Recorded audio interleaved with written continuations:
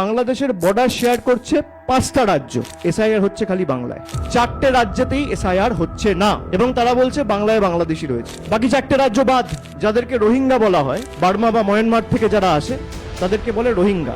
বিজেপির নেতারা বলতো 1 কোটি রোহিঙ্গা রয়েছে নাকি বাংলায়। সেই রোহিঙ্গা যদি প্রবেশ করে দেশে, তাহলে হয় মিজোরাম দিয়ে করবে, নইলে মণিপুর দিয়ে করবে, নইলে নাগাল্যান্ড দিয়ে করবে, না হলে অরুণাচল প্রদেশ দিয়ে করবে।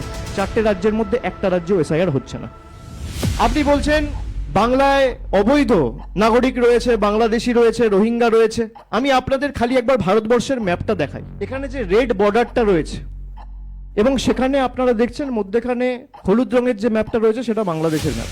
একদিকে রয়েছে মেঘালয়, একদিকে রয়েছে আসাম, একদিকে রয়েছে ত্রিপুরা, একদিকে রয়েছে মিজোরাম, আর একদিকে রয়েছে ওয়েস্ট বেঙ্গল। আপনি যদি বর্ডার টু বর্ডার দেখেন তাহলে বাংলাদেশের বর্ডার শেয়ার করছে 5টা রাজ্য, এসআইআর হচ্ছে খালি বাংলায়। বাকি 4টে রাজ্য বাদ। 15 দিন আগে ত্রিপুরা থেকে 21 জন বাংলাদেশি ধরা পড়েছে। সংবাদ মাধ্যমের প্রতিনিধিরা খবর করেনি। অগস্ট মাসে, সেপ্টেম্বর মাসে আমার মনে আছে মায়ানমার থেকে আসামে রোহিঙ্গা ধরা পড়েছে। 5টা রাজ্য বর্ডার শেয়ার করছে বাংলাদেশের সাথে। আমি আবার বলছি, এই তথ্যটা অত্যন্ত গুরুত্বপূর্ণ। পশ্চিমবাংলার সাথে সাথে মেঘালয়, আসাম, ত্রিপুরা, মিজোরাম, 4টে রাজ্যেতেই এসআইআর হচ্ছে না এবং তারা বলছে বাংলায় বাংলাদেশি রয়েছে। মায়ানমারের যে বর্ডার রয়েছে, 4টে স্টেট রয়েছে, যাদেরকে রোহিঙ্গা বলা হয়, বার্মা বা মায়ানমার থেকে যারা আসে তাদেরকে বলে রোহিঙ্গা। বিজেপির নেতারা বলতো 1 কোটি রোহিঙ্গা রয়েছে নাকি বাংলায়। মায়ানমার বেঙ্গলের সাথে বর্ডার শেয়ার করে না। তারা তো জানে না, দেশাত্মবোধের কথা বলে, দেশের ম্যাপটাও জানে না। এই হচ্ছে বিজেপি। তাহলে নির্বাচন কমিশনের উদ্দেশ্য, লক্ষ্য কি? আমার প্রশ্ন।